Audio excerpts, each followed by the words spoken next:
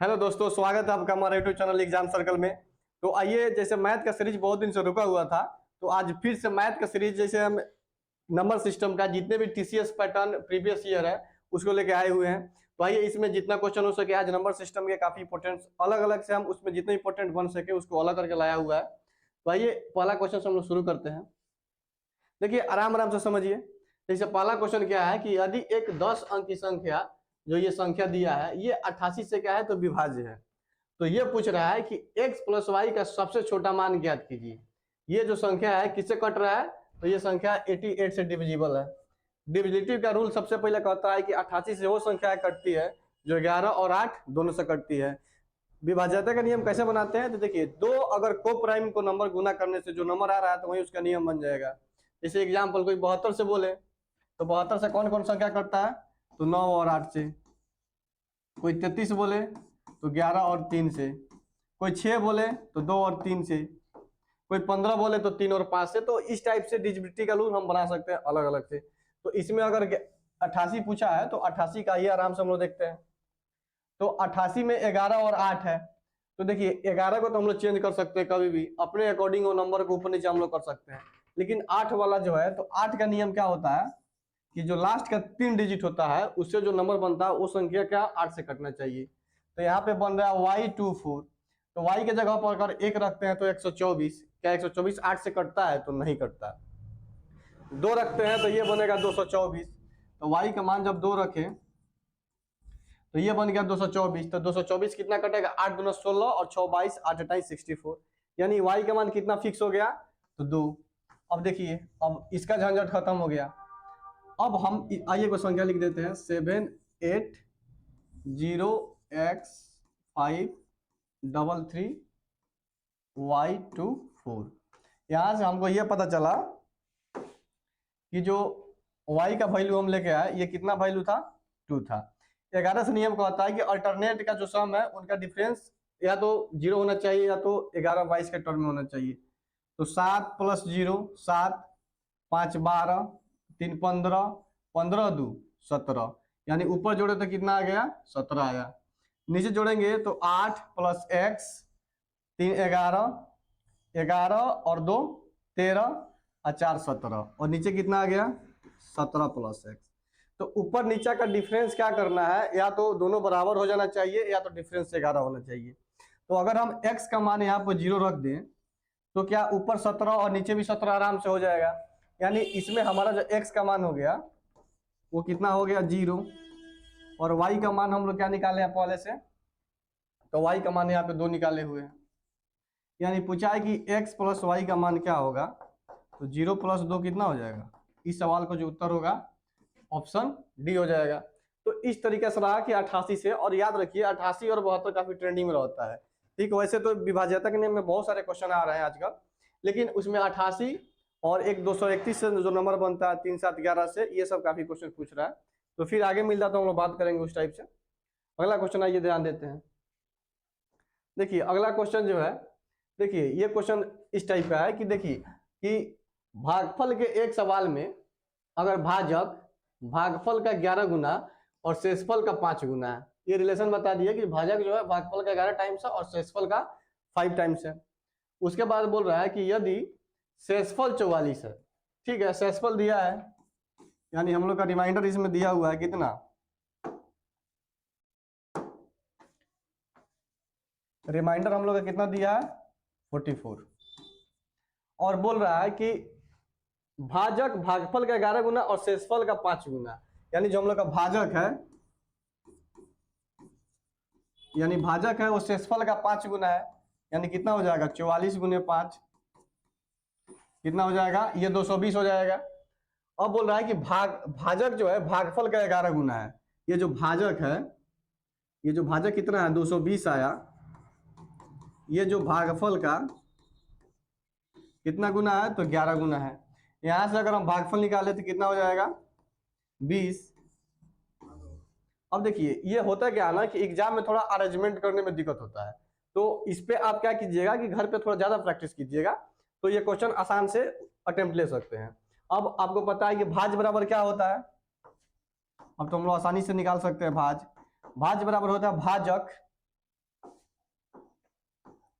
गुने भागफल, भागफल हमारा कितना आया है, भागफल घटा के 20 आया था, और जोड़ शेष, शेष कितना दिया हुआ है 44, गुना कर दो 22 दूना 44, 44 00 और प्लस 44, यानी कितना हो जाएगा हमारा 44, यानी जो ऑप्शन डी है इस सवाल का हमारा उत्तर हो जाएगा। आइए नेक्स्ट क्वेश्चन मूव करते हैं हम लोग।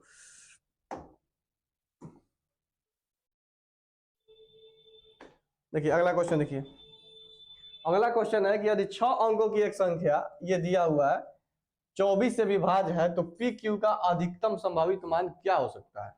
तो अभी जस्ट थोड़ा देर हम पहले बताए कि नियम पहले से कुछ नहीं है, बस सिंपल ये है कि वो जैसे संख्या दिया है 24, तो ये उसी संख्या से कटेगा, तो दो संख्या का ऐसा प्रोडक्ट बताइए जिसका प्रोडक्ट क्या होता है, मतलब 24 आ जाए। तो क्या 2 12 ले सकते हैं, तो नहीं ले सकते क्योंकि 2 12 को प्राइम नहीं है, 12 में 2 आता है। क्या 3 8 ले सकते हैं, तो बिल्कुल देखिए 3 गुने 8, यानी जो संख्या 3 और 8 दोनों से कट जाए वो ऑटोमेटिकली किससे कट जाएगा, तो 24 से कट जाएगा।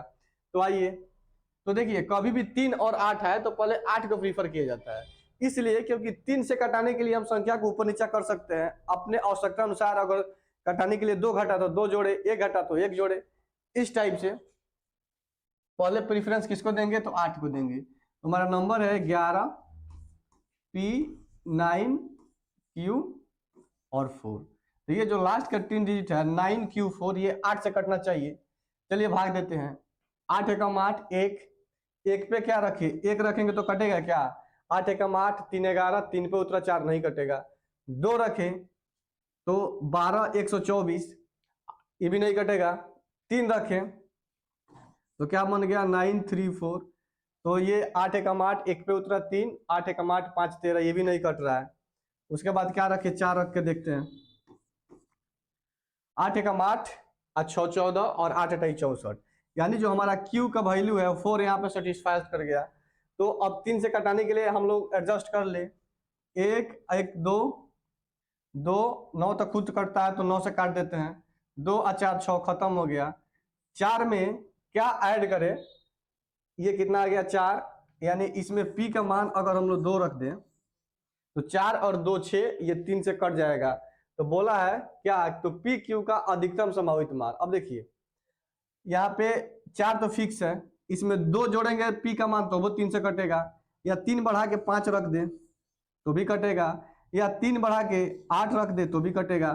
तो अगर पूछता कि इसका न्यूनतम संभावित मान, तो उस कंडीशन में हम क्या प्रेफरेंस देते हैं, 2 का मान। लेकिन यहाँ पे पूछा कि अधिक से अधिक लाना है, तो क्यू तो 4 फिक्स हो चुका है, क्यू जो है यहाँ पे Q जो है ये तो हमारा 4 फिक्स हो चुका है। तो 3 क्या रखेंगे, 2 की 5 की 8, हम फ्री है कुछ भी रख सकते हैं, तो हम इसके साथ क्या रख देंगे, 8 रख देंगे। तो बोला है P गुना Q का मान, तो दोनों का गुना करेंगे तो कितना हो जाएगा, P गुना Q बराबर 8 चौका 32, यानी इस का उत्तर कितना हो जाएगा, ऑप्शन डी। तो आप देख सकते हैं कि इस टाइप का जो डिविजिबिलिटी रूल है, थोड़ा थोड़ा आप उसको देख के बना सकते हो, देख लीजिए।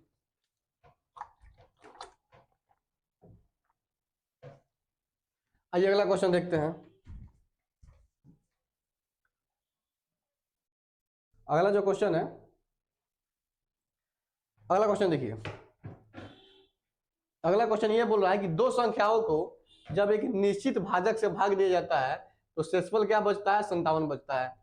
और जब इन संख्याओं के योगफल को समान भाजक से भाग दिया जाता है तो शेषफल क्या बचता है, 49 बचता है। तो किस संख्या से, जैसे मान के चलिए समझिए x एक संख्या है और एक y संख्या है, जब इसको जब किससे भाग दिए, k से मान दिए, जैसे भाग दिए, और यहाँ भी k से भाग दिए, तो इन दोनों कंडीशन में यहाँ पे रिमाइंडर कितना दिया था, इन दोनों केस में रिमाइंडर हमारा 57 है।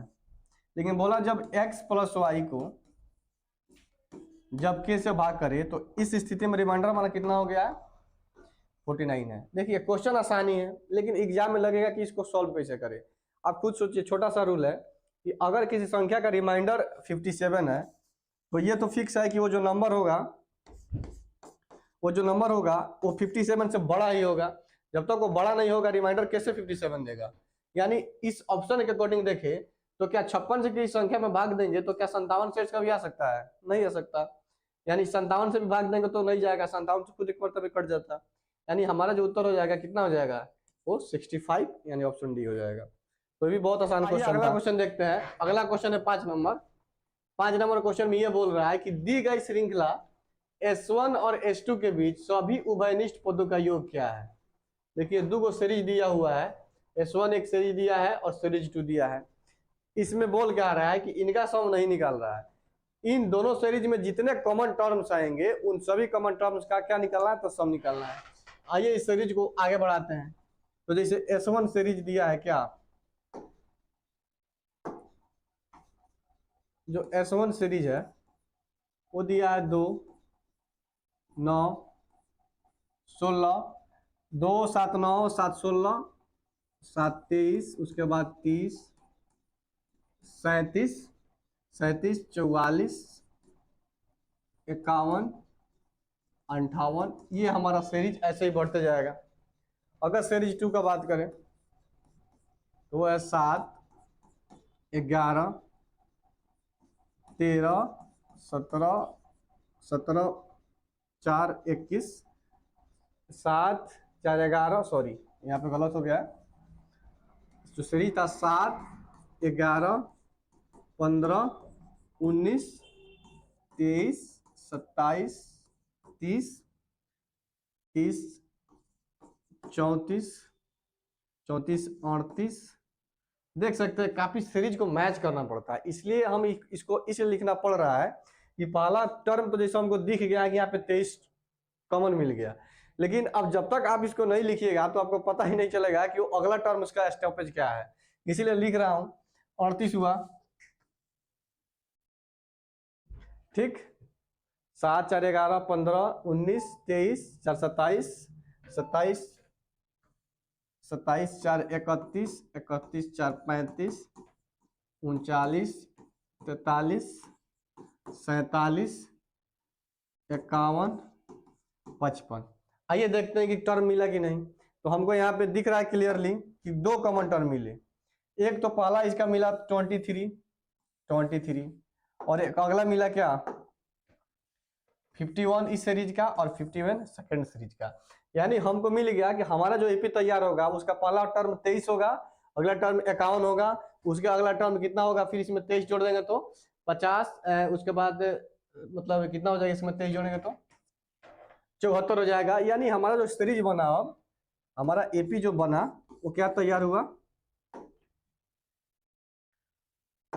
हमारा जो सीरीज तैयार हुआ पहला उसका पद 23 हो जाएगा, उसका अगला टर्म 51 हो जाएगा, उसके उसमें और क्या जोड़ देंगे, हमारा जो डिफरेंस चल रहा है ये कितना का चल रहा है देख सकते हैं। पहले ये डिफरेंस देखते हैं, जैसे पहला पद 23 अगला पद 51, दोनों में कितना का डिफरेंस है, तो 28 का डिफरेंस है। यानी हमारा जो एपी बना, यानी हर कॉमन टर्म प्लस 28, इसमें प्लस 28, यानी जो एपी के सीरीज बना है उसका पहला पद क्या निकाल लिया हम लोग 23 और उसका कॉमन डिफरेंस निकल गया 28। यानी अब हमको निकालना क्या है कि अब इन टोटल सम इनका क्या होगा।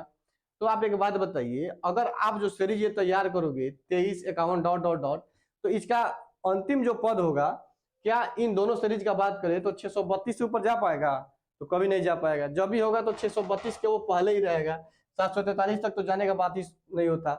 यानी हम जो अब तैयार करेंगे तो उसको कैसे लिख सकते हैं, आइए हमारा ए पहला पद निकला 23, कॉमन डिफरेंस हमारा निकला 28, और जो लास्ट टर्म एन है वो हमेशा किससे छोटा होगा या बराबर होगा 632 से, इसलिए 632 आ भी सकता है नहीं भी आ सकता है। तो देखिए हमारा सूत्र क्या होता है एन का, a plus n minus 1 into d, लिख देता हूं। एन का जो फॉर्मूला होता है वो क्या होता है, a plus n minus 1 into d, यानी हमारा ए कितना है 23 plus n minus 1 into d हमारा कितना है 28। ये हमारा हो गया, क्या होगा 632 के बराबर या जो भी होगा, यानी n minus 1 into 28 equal to 632 में से 23 घटाएंगे तो कितना हो जाएगा 600, यहाँ पर देख सकते हैं कितना हो जाएगा 12 में से 3 गया 609। अब इसमें हम भाग कर देते हैं 28 से, तो n-1 कितना हो जाएगा 609 भागा 28, 28 दूना 56, 4 पे उतरा 9 यानी 49, यानी 49 भाग करेंगे तो पूरा पूरा नहीं जाएगा, तो 28 एकम 28 पॉइंट ये समथिंग आएगा। यानी हमारा जो n का मान निकला n-1 का मान ये क्या होगा, अब इसमें n अगर इसे हम क्या कर देंगे -1 जाएगा तो 22 पॉइंट ये समथिंग आएगा। यानी जब भी होगा तो ये क्या होगा, ये छोटा ही होगा। यानी अगर 22 अगला टर्म जाता तो या तो 632 के आगे चला जाता, लेकिन हमको तो टर्म 22 पॉइंट समथिंग मतलब n जो लेना है वो 632 से पहले ही लेना है। तो क्या हमारा 22 प्लस समथिंग होगा कि केवल 22 ही होगा, तो केवल 22 टर्म ही होगा। यहाँ पे फिर क्लियरली बता रहा हूँ, हमारा n का मान निकला, हमारा n का निकला जिसे 22.5 जिसे मान के चलते हैं। तो 22.5 का मतलब ये हुआ कि हमारा 632 जो टर्म है ये इसके लगभग 22.5 और 23 के बीच में पॉइंट है, लेकिन हमको तो 632 या उससे पहले ही चाहिए। यानी मेरे पास कुल कितना, यानी 22 टर्म का हमको यूज करना है। तो एसएन का फॉर्मूला आप लोग जानते करते हैं, एसएन का फॉर्मूला क्या हो जाएगा n/2 into 2a plus n-1 into d. हमारा n कितना निकला था 22, यानी 22/2, 2 पहला टर्म 23 था plus 22 - 1 2a plus 22 - 1 into D का मान हमारा कितना है 28 है। आइए अब देखते हैं, ये कटा तो 11, 23 गुना 46, 22 में से 1 गया कितना हो गया 21, 21 गुने 28। अब देखिए अगर ऑप्शन की बात करें तो इसमें देख लेते हैं ऑप्शन से का छट रहा है क्या। इसका ऑप्शन बात करें तो 8 8 और 6 14, और 14 में 1 से गुना करेंगे तो यूनिट डिजिट कितना आ जाएगा 4। क्या कोई ऑप्शन है जिसका यूनिट 4 है, तो यहीं तक इसका बिना बनाए ही यूनिट डिजिट से इसका हम आंसर निकाल सकते हैं। ठीक, आइए अगला क्वेश्चन देखते हैं। तो ये क्वेश्चन आप थोड़ा समझिएगा, ये क्वेश्चन काफी एग्जाम में लास्ट अटेम्प्ट में टर्म लेने वाले होते हैं, क्योंकि काफी इसमें कैलकुलेशंस होते हैं, तो इसको स्किप करके ही चलना बेटर होता है। अगला क्वेश्चन देखिए, अगला क्वेश्चन है कि संख्या 720 के गुणनखंड 1 और 720 को छोड़कर कुल कितने गुणनखंडों की संख्या है। देखिए गुणनखंड निकालने का तरीका सबसे पहले समझिए। जैसे कोई बोले कि 6 के टोटल कितने गुणनखंड है, तो 6 का पहले प्राइम फैक्टर कीजिए, 2 3 6, यानी इसको क्या लिख सकते हैं 2 गुना 3, इसका पावर 1 है और इसका भी पावर 1 है। तो गुणनखंड कैसे निकलता है, तो पावर में +1 करके, यहाँ 1 है तो 1 में 1 जोड़ेंगे तो कितना हो जाएगा 2, इसमें 1 जोड़ेंगे तो कितना हो जाएगा, ये भी बन जाएगा 2, यानी 2 दूना 4। यानी टोटल अगर 6 के कितने गुणनखंड है 4, तो आप देख सकते हैं कौन कौन, तो 1 2 3 और 6। तो ये गुणनखंड निकालने का तरीका होता है, क्या होता है कि उसका प्राइम फैक्टर निकाल लेते हैं। प्राइम फैक्टर निकालने के बाद अगर जितने उसके पावर होते हैं उसमें पावर में +1 ऐड करके उसके बाद आपस में सबको मल्टीप्लाई किया जाता है। तो आइए इसको देखते हैं इसमें क्या क्या हो रहा है। तो अगर हम 720 का, अगर हम लोग 720 का प्राइम फैक्टर निकाले तो कितना होगा 180, 2 से 90, 45, 3 से कटेगा तो 15, फिर 3 से 5।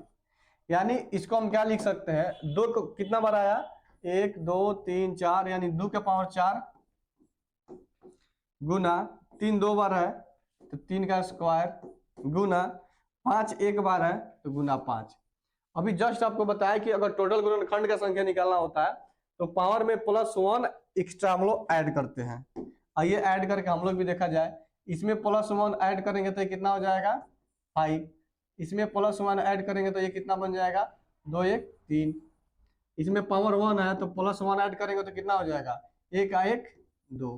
यानी इनका टोटल गुणनखंड का बात करें, अगर टोटल गुणनखंड निकाले तो इसको कितने फैक्टर्स हो जाएंगे 5 गुना 3 गुना 2, 5 गुना 3 गुना 2, यानी 5 ये 15 दूना 30। लेकिन एक बात देखिए, इस 30 को हुआ ये टोटल हुआ, तो किसी भी संख्या गुणनखंड चाहे अभाज्य भाज्य हो, ये तो फिक्स होता है कि एक तो खुद होता है और दूसरा एक होता है, लेकिन इसमें बोला है कि 1 और 720 इसमें वो भी इंक्लूड है, तो इन दोनों को छोड़ के बताना है। तो देखिए इसमें ऑप्शन वैसे 30 दिया भी नहीं है, अगर 30 देता तो कितना लड़के ऐसे मार के निकल जाते। तो इसमें से हम क्या करेंगे, 2 माइनस कर देंगे, यानी टोटल कितने हैं, तो इसमें हमारे 28 इसके गुणनखंड इन दोनों के अलावे हैं। ठीक, तो उसी तरह आप लोग प्रैक्टिस कीजिएगा। जैसे 240 के हम कुछ होमवर्क दे देते हैं, 240 का टोटल फैक्टर निकाल के देखिएगा, उसके बाद आप 320 का, इन सब का निकाल के देखिएगा कि इनके टोटल कितने फैक्टर्स। तो आइए अगला क्वेश्चन पर देखते हैं। अगला क्वेश्चन है 7 नंबर की, जब पद 9 + 9 स्क्वायर + 9 इतना को 6 से भाग दिया जाए तो शेषफल कितना होगा। तो रिमाइंडर फिर हमारा क्वेश्चन है, एक बात समझिए, अगर 9 को 6 से भाग करेंगे तो 3 आएगा, 9 स्क्वायर में अगर 6 से भाग करें तो 9 9 81 बटे 6 कितना आ जाएगा, 6 कम 6, 6 त्रिका 18, 3, इसमें भी 3 से गिरेगा, यानी अब 9 के पावर कितना वो ले, यानी कहने का अर्थ है कि हमेशा इसमें क्या शेष गिरता जाएगा, 3 से गिरता जाएगा। तो ये हमारा जो 3 जो है, ये जो हमारा 3 जो है ये कितना टर्म है, तो 2n + 1 इतना टर्म है। फिर समझिए, इस 9 में भाग दिए तो 3, 9 स्क्वायर में भाग दिए 3, फिर 9 के पावर 3 में भाग दिए तो भी 3, यानी कहने का अर्थ ये है कि हम हमेशा भाग देंगे तो क्या होगा, इसमें हमेशा 3 शेष गिरता जाएगा। तो बस हम यही देख लेते हैं कि ये टोटल एक्चुअली टर्म्स कितने हैं, तो टोटल टर्म्स बोला है कि 2n + 1 इतना टर्म्स है। तो हमारा जो 3 है ये कितना बार आएगा, 2n + 1 टाइम्स। तो इसी को हम 6 से भाग देके चेक करते हैं, 3 दूना कितना हो जाएगा, 6n + 3 बटा 6। अब बताइए 6n/6 तो कट जाएगा, इसको अलग अलग करेंगे, +3/6, तो ये तो पूरा पूरा कट जाएगा, हमारा बस रिमाइंडर क्या बच जाएगा इसमें, 3। तो ये क्वेश्चन रिमाइंडर थ्योरम का था। जब हम रिमाइंडर थ्योरम पढ़ाएंगे तो इस टाइप के काफी अच्छे अच्छे क्वेश्चन हम कराएंगे। अभी तो हम प्रैक्टिस करा रहे हैं तो ज्यादा डील नहीं कर सकते इसको। अगला क्वेश्चन देखिए, अगला क्वेश्चन पूछा है एमटीएस का। एमटीएस का पूछा तो आसानी होगा, खाली लंबाई चौड़ाई पर दिख रहा है।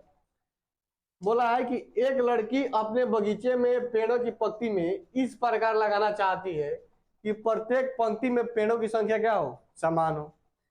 बगीचा में क्या है, 10 गो पंक्ति है और प्रत्येक पंक्ति में पेड़ों की संख्या कितना है। देखिए अगर 10 गो पंक्तियां है उसमें क्या है, और प्रत्येक पंक्ति में 12 गो पंक्ति की संख्या कितना है, 12 है, और प्रत्येक पंक्ति में पंक्ति की संख्या 10 है, पंक्ति की संख्या 10 है। अब प्रत्येक पंक्ति में पेड़ की संख्या कितना दिया है, तो 12 दिया है, यानी टोटल उसके पास कितना पेड़ है, तो 12 दहा के 120, यानी टोटल उसके पास कितना है, तो 120 पेड़ का कलेक्शन है। और बोल क्या रहा है, यदि बगीचे में 5 और पंक्तियां बना दी जाए तो प्रत्येक पंक्ति में पेड़ों की संख्या कितनी होगी। 120 गो था, पहले पंक्ति को था 10 गो, अब उसको पंक्ति चाहिए कितना, 15 गो, 10 + 5, यानी अब टोटल उसके पास 15 हो गया। तो 120 को पेड़ को 15 को पंक्ति में लगाइएगा तो प्रत्येक पंक्ति में कितना कितना पेड़ आएगा, तो 120/15 = कितना हो जाएगा, 8, यानी हर पंक्ति में कितना कितना पेड़ लगाना पड़ेगा उसको, तो 8 लगाना पड़ेगा। अगला क्वेश्चन देखिए, अगला क्वेश्चन पूछ रहा है कि एक परीक्षा में प्रत्येक सही उत्तर के लिए +5 अंक, यानी जो सही आंसर है उसके लिए +5 और प्रत्येक गलत उत्तर के लिए कितना, और प्रत्येक गलत उत्तर के लिए -2 निगेटिव है। जैसे आज तक देख सकते हैं हर एग्जाम में निगेटिव मार्किंग चल रहा है, तो अगर सही कीजिएगा तो +5, गलत कीजिएगा तो -2। जय एक स्टूडेंट है मान के चलिए, जो प्रश्नों के उत्तर दिए और -12 अंक प्राप्त किया, काफी होनहार बच्चा है। तो हालांकि उसने 4 गो सही उत्तर दिया था, तो बोल रहा है कि उसने गलत कितना उत्तर दिया। तो आइए देखते हैं, देखिए सही जितना वो सही किया होगा उसमें उसका गलती वाला मार्क्स घटा देंगे, तो उसका क्या हो जाएगा, उसका अंक जो वर्तमान में मिला वो निकल जाएगा। सिंपल सा बात है, 4 गो उत्तर सही था और 1 गो उत्तर के लिए 5 गो, तो सही उसका कितना हुआ, 4 × 5 माइनस गलत पता नहीं है, एक संख्या गलत होगा, अब प्रत्येक गलत के लिए 2 कटेगा तो 2 अंक घटा देंगे और टोटल अंक उसको कितना आया ओवरऑल छाट छूट के 12 गो, यानी 20 माइनस 2x इजिकल टू -12, यानी x कितना हो जाएगा 20 32/2, यानी x बराबर कितना हो जाएगा 16। यानी टोटल कितना गलत उत्तर दिया था, तो सही किया 4 गो और गलत कर दिया 16 गो, यानी इस सवाल के उत्तर कितना हो जाएगा ऑप्शन सी। बिल्कुल तुच्छ सा सवाल था। आइए अगला क्वेश्चन देखते हैं। अगला क्वेश्चन ये बोल रहा है कि 6 अंकों की संख्या 7x1 77 अंक x और y के लिए 33 के गुणज है। निम्नलिखित में से कौन सा विकल्प x प्लस y का संभावित मान हो सकता है। अब बात को समझिए, अगर कोई संख्या 33 से कट रहा है तो अभी बताए कि वो 11 और 3 दोनों से कटेगा। तो आइए पहले संख्या लिखते हैं। संख्या हमारा 7x1 y और x, ये 33 से अगर कट रहा है तो पहले 11 वाला रूल देखिए। 11 से कटने के लिए क्या होना चाहिए, तो 7 + 1 + y, यानी 7 1 8 + y नीचे हुआ। ऊपर बात करें तो x + y + x, यानी ऊपर हो गया 2x + y, यानी ऊपर और नीचे या तो बराबर होंगे या तो इनका डिफरेंस 11 22 का मल्टीपल होना चाहिए। तो अभी देखिए इसको जब बराबर करके चेक करते हैं तो 2x + y = 8 + y होना चाहिए कि नहीं होना चाहिए, बिल्कुल। यानी x का वैल्यू यहां से हमको कितना निकला 4, यानी यहाँ पे x का मान कितना है 4। अब बताइए जब x का मान 4 है तो यहाँ पे आप पुट कर देते हैं, जब x का मान आप 4 रखिएगा तो 4 दूना 8 + y = 8 + y, यानी y का मान आप कुछ भी रखिएगा तो भी ये संख्या क्या होगा, यानी कट सकता है। लेकिन हमको दिक्कत क्या है कि हमको y का एक ऐसा मान रखना है कि 11 से तो ठीक है हम कोई भी वैल्यू रख सकते हैं, लेकिन हमको 3 से भी वेरीफाइड करना है। अब बात को समझिए, संख्या का जोड़िए एक बार 3 से घटाने के लिए, तो 3 से बात करें तो 7 1 8 8 और हमारा x का मान है 4, तो 7 1 8 4 12 और 4 16, 16 प्लस y, फिर से देख लेते हैं x का मान कितना हमको पुट करना है 4 और यहाँ पर भी 4, 7 4 11 11 1 12, 12 कट गया 3 से तो छोड़ देते हैं, 12 यहाँ पे उतरा 4, ठीक है। यानी 4 + 2y एक ऐसा संख्या बनाना है कि अब 3 से कटना चाहिए। तो y का मान अगर 1 रखेंगे तो 2 कम 2 और 4 6, ठीक है, y का मान 1 रख सकते हैं। तो अगर y का मान 1 आ गया तो बोल रहा है कि x + y का संभावित मान क्या हो सकता है, तो 4 + 1 बराबर हमारा उत्तर कितना हो जाएगा, x + y का मान 5 हो जाएगा। तो आज इतना ही 10 क्वेश्चन रहने देते हैं, 200 क्वेश्चन थे, काफी अच्छे क्वेश्चन थे। तो अगला बार नंबर सिस्टम का ही अभी क्वेश्चन कुछ दिन तक चलाएंगे और इसमें कोशिश करेंगे कि काफी जो मतलब उसमें जो डिफिकल्ट क्वेश्चन होते हैं उसी को लाने का प्रयास करें। तो डिजिटी रूल हमको आपको काफी अच्छा से करा देंगे। ठीक, तो आज के लिए इतना ही, थैंक यू। आप बने रहिए और चैनल को सब्सक्राइब और लाइक कीजिए। धन्यवाद।